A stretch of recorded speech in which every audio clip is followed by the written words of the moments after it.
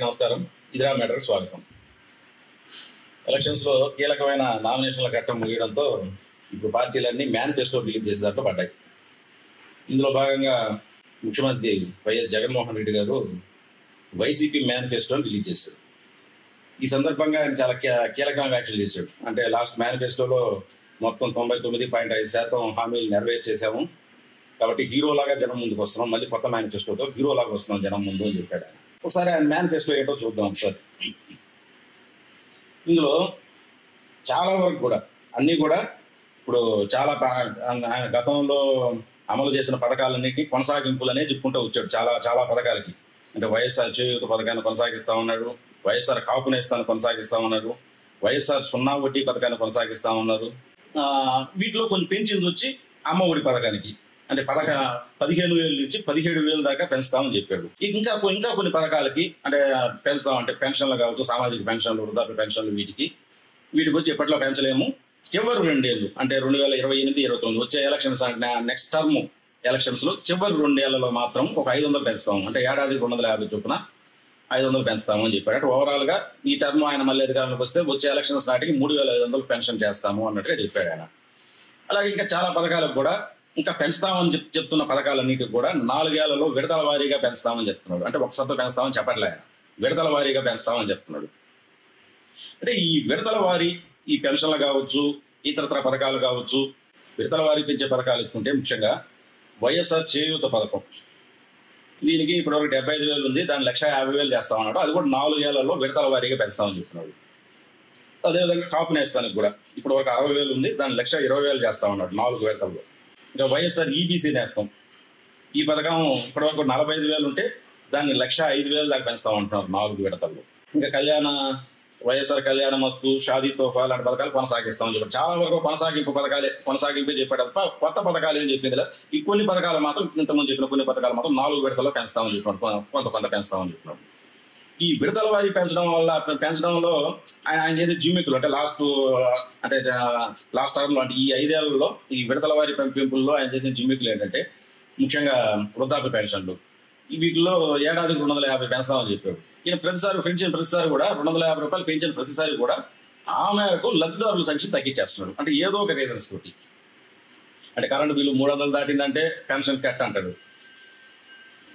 ఆ విధంగా రకరకాల కొర్రీలు పెట్టి ఈ 250 పెంచిన ప్రతిసారి కూడా గవర్నమెంట్ మీద భారం పడకుండా ఆ మేరకు లబ్ధిదారులను తగ్గించుకుంటూ వచ్చేస్తుంది. అంటే 4 విడతల్లో వాళ్ళు లబ్ధిదారులు తగ్గుతున్నారు, పెన్షన్ పెంచిన ప్రతిసారి కూడా లబ్ధిదారులు తగ్గిపోతున్నారు. అంటే వాళ్ళు కంటిన్యూస్ గా ఒక నెల తీసుకోకపోయినా తర్వాత నెల కట్ చేస్తున్నారు పెన్షన్, వాళ్ళ పెన్షన్ ధర వాళ్ళ లిస్ట్ నుంచే పేరు చేస్తున్నారు. అంటే ఈ విధంగా ఇలాంటి జిమ్మికులు అంటే ఇప్పుడు పెంచుతామని చెప్పి 4 విడతలు పెంచుతామని చెప్పిన వాటిలో కూడా ఇలాంటి జిమ్మికులు ఏమైనా ఉంటాయో చూడాలి. లేకపోతే ఈ ఓవరాల్ గా ఈ పెన్షన్లు వీటి మీద అంటే ఆయన వృద్ధాప్య పెన్షన్లు 3,500 చివరి 2 ఏళ్లలో పెంచుతామని చెప్పి, అంటే వచ్చే ఎలక్షన్స్ నాటికి చివరి 2 ఏళ్ళు పెంచుతాం, ఇలా పెంచలేము, మేము చేసేటివే చెప్తున్నాము, చేయలేని వాటి జోలికి వెళ్ళట్లేదు, అసలు ఏవైతే చేయగలమో అంటే బడ్జెట్ అనుకూలించిన దాన్ని బట్టి ఏవైతే చేయగలమో అవి మాత్రమే చెప్తున్నాము అని చెప్తున్నాడు ఆయన. అంటే దీన్ని కాన్ఫిడెన్స్ అనుకోవాలా, ఓవర్ కాన్ఫిడెన్స్ అనుకోవాలో తెలియదు. కానీ తెలుగుదేశం పార్టీ యువతల చంద్రబాబు నాయుడు అయితే ఏప్రిల్ నుంచే పెంచేసామని చెప్పాడు, వృద్ధాప్య పెన్షన్ 4,000 చేసామని చెప్తున్నాడు, ఏప్రిల్ నుంచే చేసామని చెప్తున్నాడు. అంటే మేము అధికారంలోకి వస్తే ఏప్రిల్ నుంచి అంటే ఏప్రిల్ దాకా ఈ ప్రభుత్వం ఇచ్చిన 3,000 కాకుండా అదనంగా ఆ 1,000 రూపాయలని మొత్తం యాడ్ చేసి జూన్ నెల పెన్షన్ లో కలిపి మొత్తం ఈ 2 నెలల్లో కూడా కలిపి అదనపు ఇది కూడా ఇస్తాము అని చెప్తున్నాడు ఆయన. అంటే ఇప్పుడు చంద్రబాబు 4,000 చేస్తామని చెప్పిన తర్వాత కూడా మేము పెంచలేము, అంటే మొదటి 3 ఏళ్ల పాటు మేము పెంచలేము అని ఈయన అంత ధీమాగా చెప్తున్నాడు. అంటే ఈయన ధైర్యం ఏంటో మరి. అంటే లాస్ట్ ఎలక్షన్స్ అప్పుడు అంటే 2019 ఎలక్షన్స్ అప్పుడు ఇదే విధంగా చంద్రబాబు 3,000 చేస్తామని చెప్పాడు పెన్షన్, మేము అధికారం రాగానే 3,000 చేస్తాం, అప్పటి వరకు 2,000 రూపాయలు ఉన్న పెన్షన్ 3,000 చేస్తాం, ఏకంగా 1,000 రూపాయలు పెంచుతామని చెప్పాడు చంద్రబాబు. ఈయన అంటే అప్పుడు కూడా చెప్పాడు విడతల వారీగా అంటే సంవత్సరానికి 250 చొప్పున 5 ఏళ్ళు పూర్తి అయ్యేసరికి 3,000 చేస్తాము అన్నట్టుగా చెప్పాడు అప్పుడైనా. అప్పుడు ఏకంగా ఒకేసారి 1,000 రూపాయలు పెంచుతామని చంద్రబాబు చెప్పినా కూడా జనాలు వినలేదు, మనకే ఓటేశారు కదా, ఈసారి కూడా ఇలాగే చేద్దాం అంటే తను నిజాయితీని ప్రదర్శిస్తున్నాం, అంటే బడ్జెట్ అనుకూలించే దాన్ని బట్టి మేము చేస్తున్నాం, మేము చేయలేని హామీలు చెప్పట్లేదు అన్నట్టుగా నిజాయితీని ప్రదర్శించే విధంగా అనిపిస్తుంది. అంటే దీంట్లో ఓవర్ కాన్ఫిడెన్స్ కనిపిస్తుంది. లాస్ట్ టైం కూడా మనం ఏం పెద్ద హామీలు ఇవ్వకుండా మనకు ఓట్లేశారు, ఈసారి కూడా అలాగే వేస్తారు అన్న ఓవర్ కాన్ఫిడెన్స్ కనిపిస్తుంది తప్ప ఇంకోటి లేదా. లాస్ట్ టైం పరిస్థితులు లేదు. లాస్ట్ టైం ఆ పార్టీకి అనుకూలంగా గాలి ఉంది బలంగా. ఆ గాలి ఉన్నప్పుడు అవతల వాళ్ళు ఎంత చెప్పినా ఎన్ని హామీలు ఇచ్చినా గానీ జనం ఆ గాలి వైపు మొగ్గు చూపిస్తారు. అంటే ఆయన ఒక్క ఛాన్స్ అనే గాలి, అది అలాగే సానుభూతి గాలి, ఇవన్నీ కలిసి ఆయనకి ఒక సునామీ లాగా ఓట్ల వర్షం కురిసింది లాస్ట్ టైం. దాంతో ఇలాంటివన్నీ ఈ హామీలు మేనిఫెస్టో ఎవరు పట్టించుకోలేదు, జనాలు పట్టించుకోని పరిస్థితుల్లో అలా జరిగింది. అంటే దీన్ని ఇంతకుముందు ఇంతకుముందు తెలుగుదేశం పార్టీ పెట్టినప్పుడు 1982 ఎలక్షన్స్ లో కూడా ఇదే విధంగా అప్పుడు ₹2 కిలో బియ్యం ఇస్తానని తెలుగుదేశం పార్టీ హామీ. కానీ అప్పుడు సీఎం గా ఉన్న విజయభాస్కర్ రెడ్డి ₹1.90 పెట్టేశాడు. కేజీ బియ్యం ₹1.90 ఇస్తాం మేము అనేసి దాన్ని అమలు కూడా చేసేసాడు ఆయన సీఎం గా ఉంది. కానీ దాని జనాలు దాన్ని పట్టించుకోలేదు జనాలు.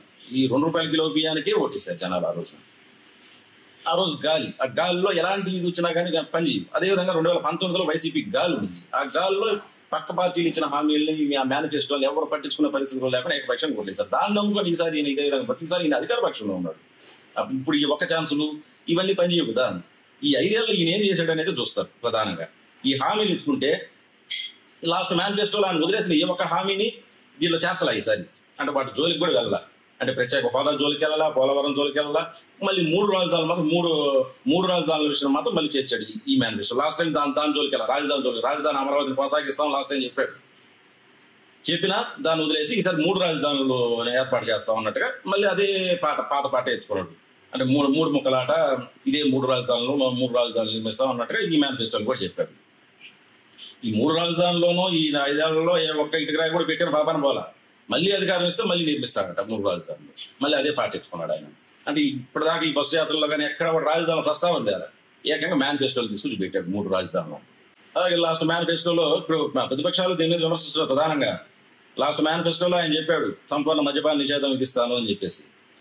అది మద్యపానం సంపూర్ణంగా అంటే ఒక 5 స్టార్ హోటల్స్ మాత్రమే పరిమితం చేస్తాం మద్యం అనే దాన్ని, ఇంకెక్కడ దొరకకుండా జనాలకు అందుబాటులో లేకుండా చేస్తామని చెప్పాడు. ఒకవేళ అలా చేయలేకపోతే 2024 ఎలక్షన్స్ లో నేను అసలు ఓట్లే అడగను, ఓటు అడగడానికి రాను అని చెప్పాడు. మరి ఎక్కడ సంపూర్ణ మద్యపానం? ఇప్పుడు ప్రతిపక్షాలు అదే అడుగుతున్నాయి. చంద్రబాబు నాయుడు ఇవాళ ట్వీట్ చేశాడు, ఎక్కడ సంపూర్ణ మద్యపాన నిషేధం, సంపూర్ణంగా మద్యాన్ని నిషేధించకుండా నేను ఓట్లు అడగను అని చెప్పావు కదా లాస్ట్ టైము. మరి మాట తప్పను మడం తిప్పను నేను ఈసారి ఎలా ఓట్లు అడగడానికి వచ్చావు, మళ్ళీ ఎలా మేనిఫెస్టో రిలీజ్ చేస్తాం అని చంద్రబాబు నాయుడు క్వశ్చన్ చేశారు. దానికి వాళ్ళ దగ్గర ఆన్సర్ లేదు, ఆన్సర్ చెప్పేవాళ్ళు లేదు. అంటే మాట్లాడితే 99.5% పూర్తి చేశా అని చెప్తారు. ఆ పూర్తి చేసిన పనులు ఏదో ఒక 4 చెప్పంటే ఎవరు చెప్పేవాళ్ళు లేదు. ప్రధానంగా కనిపిస్తున్నాయి మద్యపాన నిషేధం, అందరికీ తెలిసిందే ఇది. ఆ తర్వాత ప్రత్యేక హోదా కేంద్రం మెడలు వంచుతానన్నది, అది సాధించలా. సిపిఎస్ రద్దు చేస్తాడు, అది లేదు. మళ్ళీ పోలవరం దానిలో ఆటకెక్కించాడు, రాజధాని అది లేకుండా చేశాడు. ఇంకా కరెంట్ ఛార్జీలు తగ్గిస్తానని చెప్పాడు. ప్రత్యేకంగా కరెంట్ ఛార్జీలు తగ్గిస్తానని చెప్పిన మనిషి 7 విడతల్లో పెంచేశాడు కరెంట్ ఛార్జీలు. ఇక ఆర్టీసీ ఛార్జీలు తగ్గిస్తా అన్నాడు, వాటిని పెంచేశాడు, ఆ ఛార్జీలు పెంచేశాడు. ఇంకెక్కడికక్కడ ఇంకా మరి ఆ 99.5% అంటే అవన్నీ ఏమి హామీలు అవి? నవరత్నాలు మినహా ఆయన ఇచ్చిన రత్నం ఏం లేదు. ఆ తర్వాత ఆ నవరత్నాలు ఇప్పుడు కూడా ఇవన్నీ అవి పెంచుతాం, ఇది చేస్తాం ఈ మేనిఫెస్టో రిలీజ్ చేశాడు. ఇవన్నీ ఎలా చేస్తాడు? లాస్ట్ టైం ఆ నవరత్నాలు అమలు చేసేదానికి ఉన్న ఆస్తులని తాకట్టు పెట్టేశాడు, ప్రభుత్వ ఆస్తులని తాకట్టు పెట్టేశాడు. తాకట్లో దిగిపోయి కొత్తగా ఏమున్నాయి, ఇంకా ప్రైవేట్ ఆస్తుల జోలికి రావాలి. దానికి కూడా ప్లాన్ చేసినట్టే ఉన్నారు. ఇప్పుడు ఈ పాస్బుక్స్ లేకుండా చేసి ఏదో కొత్త చట్టం తీసుకొస్తున్నారు. ఆ చట్టం ద్వారా మొత్తం హక్కులన్నీ గవర్నమెంట్ చేతిలోనే ఉంటాయి. ఇంకా ఆ హక్కులని గవర్నమెంట్ ప్రైవేట్ ఆస్తుల మీద కూడా గవర్నమెంట్ హక్కులు చాలా తీసుకొస్తున్నారు. ఇంకా ఆ హక్కులను ఉపయోగించుకొని ఇంకా ప్రైవేట్ ఆస్తులు కూడా తాకట్టు పెట్టి ఈ కొత్త మేనిఫెస్టోని ఏమైనా అమలు చేస్తారో ఏంటో మరి, ఆయన ఉద్దేశం ఏంటో మరి. ఇంకా చాలా మంది మేధావులు అంటున్నారు, ఇంకా టీడీపీ వాళ్ళు వచ్చి భారీగా ఇస్తాం అని చెప్తున్నారు. అంటే కొంతమంది మేధావులు ఏమంటే అంటే వాళ్ళ అనుకూల ఛానల్స్, ఇవన్నీ వైసీపీ అనుకూల ఛానల్స్ వాళ్ళు చెప్పేటివి, ఈయన కాన్ఫిడెన్స్ అది. అంటే నెక్స్ట్ రేపు ఎలక్షన్స్ కూడా మనమే గెలవబోతున్నాం, మరి ఇటు గెలిచేటప్పుడు మనం అమలు చేయలేని హామీలు, అలివిగానే హామీలు ఎందుకు ఇచ్చేయాలా, కాబట్టి మనం ఏం చేయగలం అవి మాత్రం ఇచ్చాడు, అది కాన్ఫిడెన్స్ నిదర్శనం అన్నట్టుగా చెప్తున్నారు. అలాగే ఈ యువతల టీడీపీ వాళ్ళు విమర్శించేది అంటే టీడీపీ వాళ్ళు ఈ సంక్షేమ పథకాలు వీటన్నిటిని విమర్శిస్తున్నాడు. ఈ సంక్షేమ పథకాలు అమలు చేస్తూ ఆయన జగన్మోహన్ రెడ్డి రాష్ట్రాన్ని శ్రీలంకలా మార్చేశాడు అన్నట్టుగా విమర్శిస్తున్న టీడీపీ వాళ్ళు ఇప్పుడు అంతకు మించి మేము సంక్షేమం ఇస్తామని ఎలా చెప్తారు అన్నట్టుగా ఆ మేధావులు క్వశ్చన్ చేస్తున్నారు. కానీ అలాగే సంక్షేమంతో పాటుగా చంద్రబాబు నాయుడు గారు వీళ్ళు చెప్పేది మేము సంపద పెంచుతామని చెప్తున్నారు. సంపద పెంచి రాష్ట్ర ఆదాయాన్ని పెంచి దాని ద్వారా వచ్చిన ఆదాయంతో దాన్ని పంచుతామని చెప్తున్నారు. సంపద పెంచి దాన్ని పంచుతామని చెప్తున్నారు. ఈయన అక్కడ సంపద పెంచే విషయాలు ఎక్కడ మాట్లాడట్లేదు. ఈ మేనిఫెస్టోలో కావచ్చు ఎక్కడ కూడా అభివృద్ధి ఊసే లేదు. మేము ఈ అభివృద్ధి చేస్తాం, ఆ నిర్మాణం చేస్తాం, ఇలాంటి ఊసే లేదు ఎక్కడ. ఏమేమి పంచుతాం అనేది మాత్రమే చెప్పుకున్నాడు ఈయన. చంద్రబాబు నాయుడు అలాగే మేము సంపద పెంచి దాన్ని పంచుతామని చెప్తున్నాడు. మరి సంపద పెంచి పంచడం వల్ల వచ్చిన ఇబ్బంది ఏంటి? మరి ఇప్పుడు ఆ సంపద పెంచే మార్గాల గురించి కానీ దాని గురించి ఏమాత్రం 5 ఏళ్ళలో ఆ ప్రయత్నం కూడా చేయలేదు కదా. ఒక పరిశ్రమ తేలేదు. రాష్ట్రం అసలు ఏమాత్రం ఆదాయమే లేని రాష్ట్రాన్ని, అప్పుల్లో ఉన్న రాష్ట్రానికి ఆదాయం పెంచే ప్రయత్నాలు ఏమాత్రం చేయలేదు. ఆదాయం పెంచేదంతా కూడా ఎలా జనం మీద భారం వేయడమే.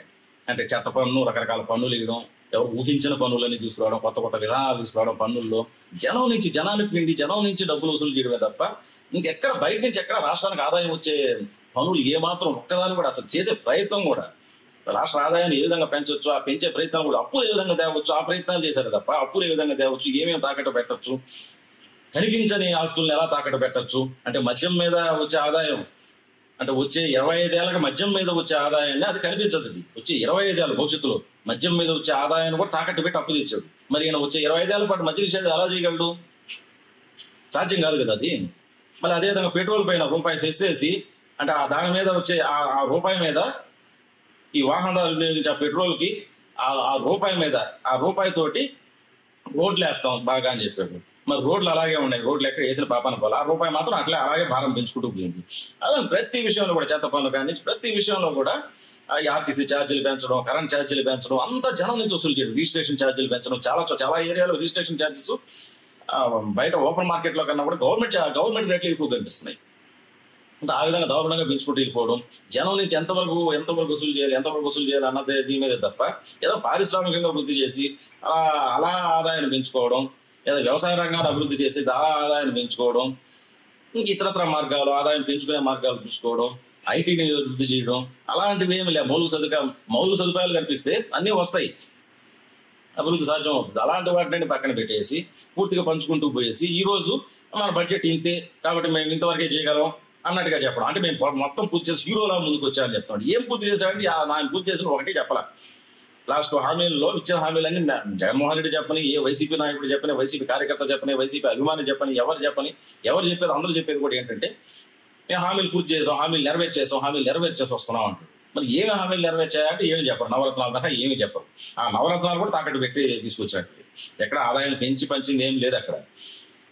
అదే తప్ప ఇంకేమి అసలు ప్రతిదీ అందరూ చెప్పే మాటలు అటు జగన్మోహన్ రెడ్డి కింది స్థాయి వరకు అందరూ చెప్పే అబద్ధాలు ఇవే.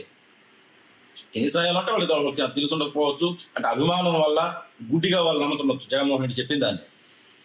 కానీ వాస్తవ పరిస్థితులు అర్థమవుతున్నాయి కదా. ఈ పరిస్థితుల్లో ఈయన అలాంటి మేనిఫెస్టో, అంటే మొన్న తెలంగాణలో కేసీఆర్ ఇచ్చిన మేనిఫెస్టో దగ్గరలోనే ఉంది ఇంచుమించుగా. ఆయన కూడా ఓవర్ కాన్ఫిడెన్స్ తో ఇచ్చినట్టుగానే ఉంది లాస్ట్ మేనిఫెస్టో. దాంతో దెబ్బతిన్నాడు. ఈయన కూడా అలాగే కనిపిస్తున్నాడు ఓవర్ కాన్ఫిడెన్స్ తో. అంటే కాంగ్రెస్ వాళ్ళు అక్కడ ఇచ్చిన, తెలంగాణలో కాంగ్రెస్ వాళ్ళు ఇచ్చిన మేనిఫెస్టో వాళ్ళు దాన్ని జైలు చేస్తూ వాళ్ళు మాట్లాడుతూ మేము ఏం చేయగలమో అదే చెప్తా ఉన్నట్టుగా వాళ్ళు మేనిఫెస్టో ఇచ్చారు. ఈయన కూడా అదే విధంగా మాట్లాడుతున్నాడు. మరి ఈయన కూడా అక్కడ లాంటి పరిస్థితులు ఇక్కడ కూడా పునరావృతం అవుతాయో, లేకపోతే ఈ మేనిఫెస్టోతో ఈయన గురురాగంలో చూడాలి. ఇది మ్యాటర్.